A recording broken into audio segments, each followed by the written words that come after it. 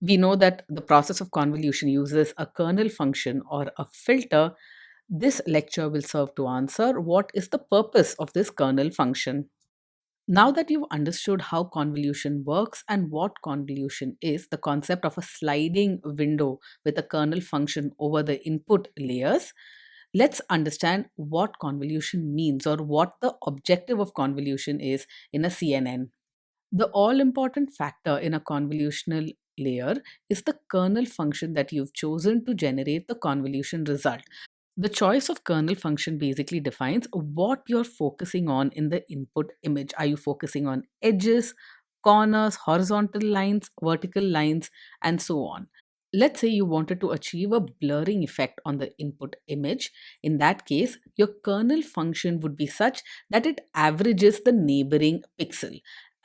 Averaging neighboring pixels is what gives you that blurring effect when you apply a kind of mask on the input image.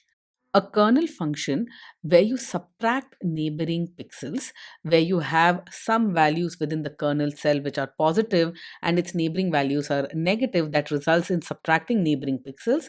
This is what is used for edge detection within an image.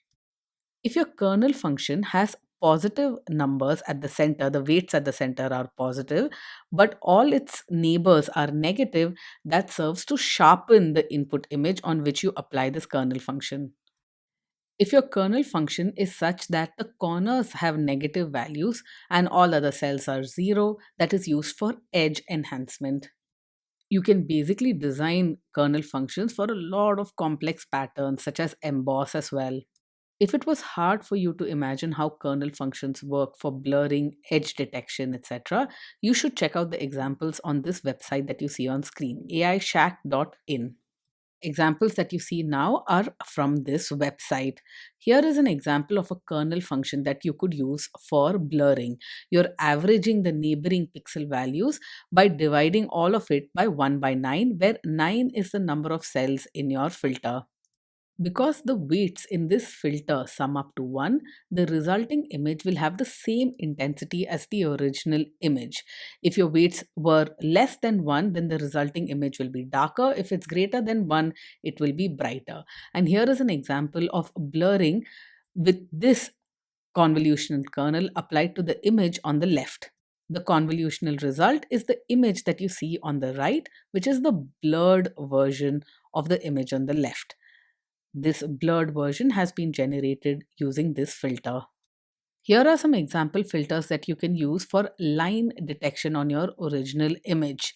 The first is for horizontal lines. Notice the row of twos in the middle line of the filter. The second is for vertical lines, the third for 45-degree lines, and the fourth for 135-degree lines. Notice that for horizontal line detection, the central horizontal line is 2's and the remaining lines are negative ones. This enhances horizontal lines in the input. For vertical line detection, the kernel has a center column of 2's and the remaining numbers are minus 1's. For 45-degree line detection, the 45-degree diagonal has 2's, and for 135-degree line detection, the 135-degree diagonal has 2's. This should give you a good idea of the kind of patterns that you need for line detection.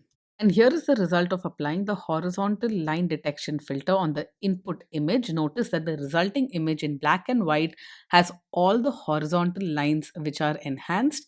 We've detected horizontal lines here. The remaining lines are kind of disappeared from that image. Here is the same image, but this time we have an edge detection kernel. Notice the edge detection kernel has the number 8 or a positive number at the center, and the remaining numbers are all negative. All edges are enhanced in the resulting image. The weights specified in the kernel function basically serve to highlight certain features of the input image.